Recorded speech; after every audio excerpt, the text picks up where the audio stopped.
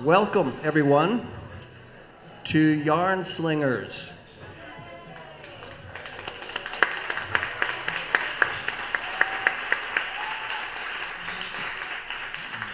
I call on Bill Fellenberg. Good afternoon. This is called A Legend in My Own Mind. It's an excerpt from my memoir, Sayonara Cowboy.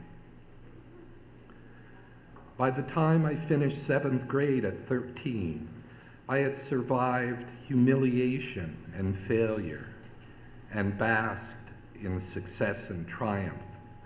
The year started grimly when Grandma and I went on our annual back-to-school bargain hunt to Bamberger's.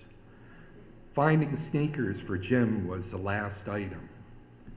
We passed by racks of prestigious high-top sneakers worthy of a true athlete. But Grandma made a beeline to clearance and began admiring a pair of off-brand greenish-yellow tennis sneakers. They were the freaks of the sneaker world. Unusual color, she said. They grab your attention. Attention grabbers, all right, like green mucus, warts, and cold sores. Protesting was pointless. Grandma wouldn't splurge on trendy footwear. Before class, I consulted Tommy Oates for moral support. He was blonde, athletic, and popular. Confidentially, I ushered him to the coat closet and pointed to my sneakers. Look. Different, Tommy said. He was cool. I was not. He wore Madras shirts, pants that actually fit him, and PF flyers. Different how? I asked. Personally, I'd shoot myself, he said. So much for moral support.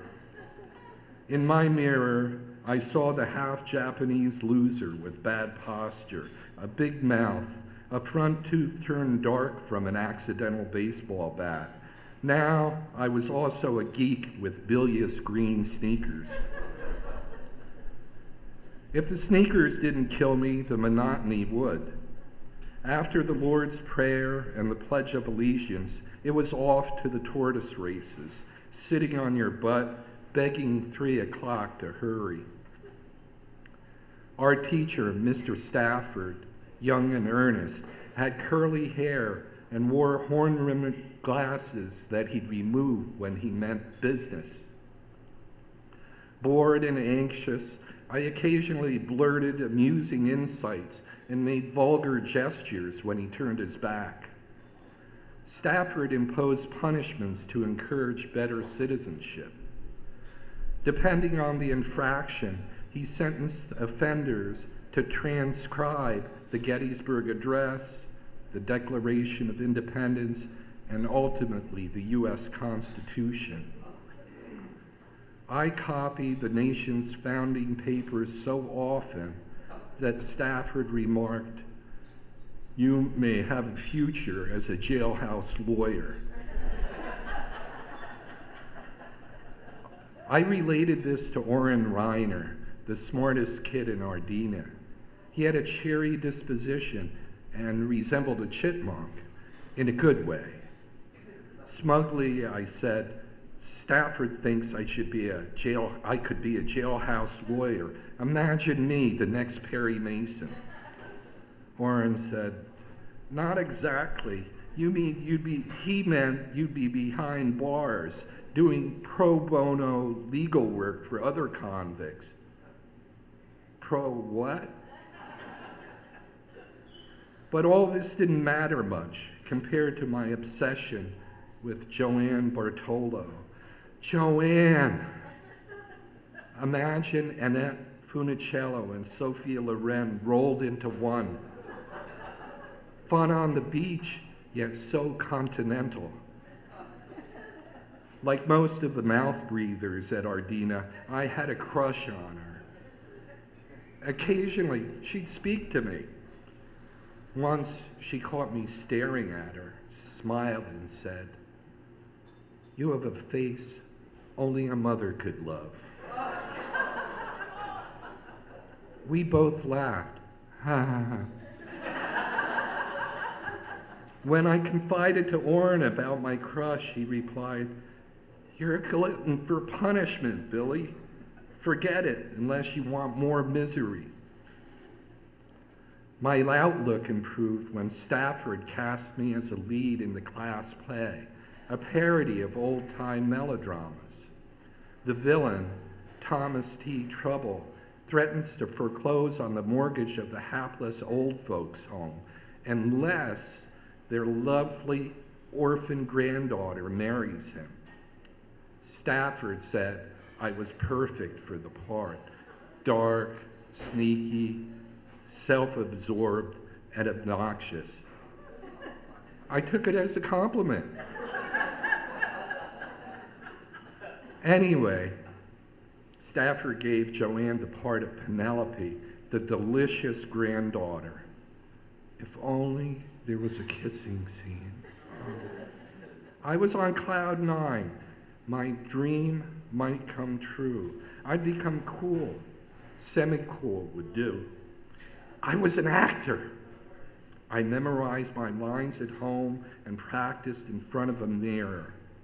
In the weeks leading up to the show, we rehearsed in the classroom. At one point in the play, Trouble tries to steal a kiss from Penelope. She rebuffs him and says, "Lips that touch wine will never touch mine," then slaps him. During the first run-through, Joanne gave me a gentle tap on my cheek. With a flourish, Stafford removed his glasses, stepping between us. "Look, Trouble's crushing your family, destroying your life. Would Penelope just give him a pat on the cheek?" Meekly, Joanne whispered, "No." "Well, show us she means it." He held my chin and tilted my cheek toward Joanne.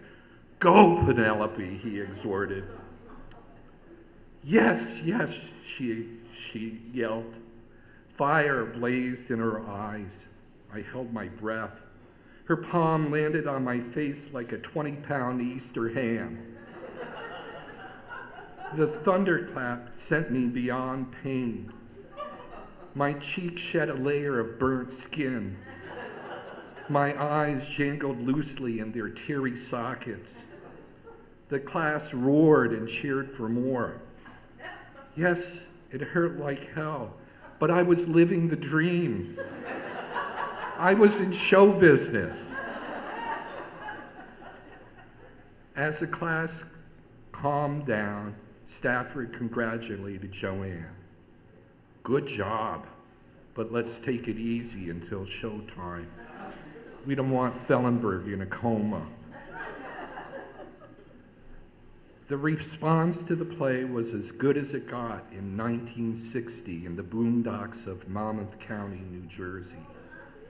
The show drew wild applause from a full house of mouth breathers, teachers, and a few parents. Grandma said that she was just bowled over. Dad was a no-show, of course.